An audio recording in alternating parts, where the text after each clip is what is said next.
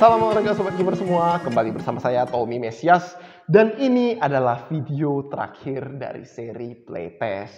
Sedih, nggak usah sedih ya, karena videonya playtest itu bukan berarti hilang ya. Cuma saya meleburkan video review dengan playtest supaya Sobat Kiper bisa langsung tahu kondisi si glove itu seperti apa, bahkan dari video reviewnya saja ya. Memang hasilnya ngebuat reviewnya jadi rilis sedikit lebih telat ya, namun itu bukan berarti kualitas itu hilang, bahkan kualitas itu bertambah ya. Dan Sobat Kiper bisa memiliki informasi lebih banyak sebelum akhirnya Sobat Kiper memutuskan membeli glove ya. Jadi hanya dengan melihat video reviewnya saja ya.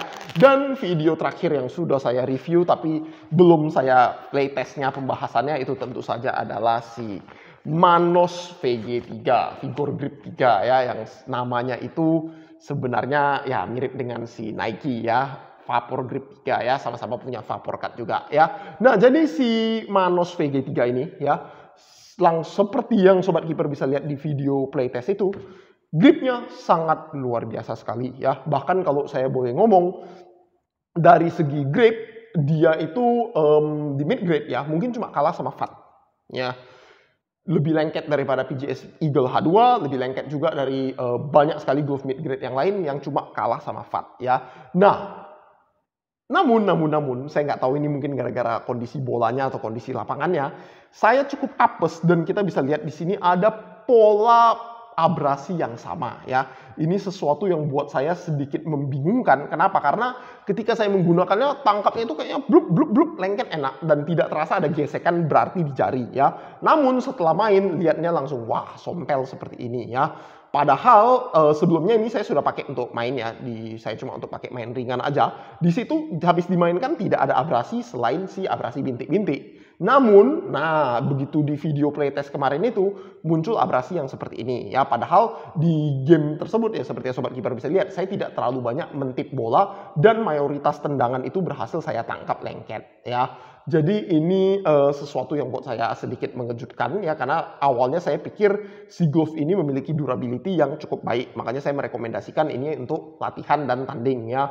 Namun ternyata ya di sini kelengketannya itu memiliki harga berupa glove yang latex yang lebih lunak sehingga durability-nya kurang. Sangat disayangkan sekali karena sebenarnya latexnya ini sangat lengket ya untuk mid grade. Nah, terus habis itu sedikit keluhan saya ya untuk Sobat Kiper yang juga nanti bakal memakai ini. Dia di sini menggunakan single strap. Single strapnya sendiri saya tidak ada masalah dengan glove single strap ya. Namun di sini easy wrist entry ditambah dengan si spandex ini, menurut saya sedikit banyak malahan jadi mengganggu tangan untuk masuk ya. Kita bisa lihat ukuran tangan untuk masuk itu jadi kecil sekali ya. Dan untuk bisa masuk ya Sobat Kiper mesti memaksa si bagian likranya ini untuk menjadi elastis, dipaksa masuk seperti demikian ya, sebelum akhirnya masuk. Dan rasanya pun sebenarnya kalau kita mau bilang lagi-lagi ya, likra ini saya kurang begitu demen sebenarnya dari segi desain ya. Kalaupun saya pakai seperti ini ya, rasanya itu fitnya mau dia pakai likra atau tidak tadi sebenarnya sama saja. Makanya saya mempertanyakan untuk apa ya, dan menurut saya pribadi ya cuma mempersulit untuk masuk saja ya, tanpa ada efek lebih ya. Dari segi performance, grip, daya redam ya ini luar biasa sekali ya. Sayang dari segi durability-nya saya juga kurang paham apakah teknik saya, tapi harusnya tidak ya, karena kalau teknik saya bermasalah harusnya semua glove saya ini hancurnya lebih cepat ya. Namun di sini ya pada faktanya setelah saya uji coba ya dia memiliki problem di kedua jari ini, dan saya juga tidak paham kenapa dua jari yang lain itu tidak terkena masalah sama sekali. Padahal kalau kita ngomong menangkap ya, menangkap itu kan dia fenomena tidak harusnya semua bagian jari itu terkena ya.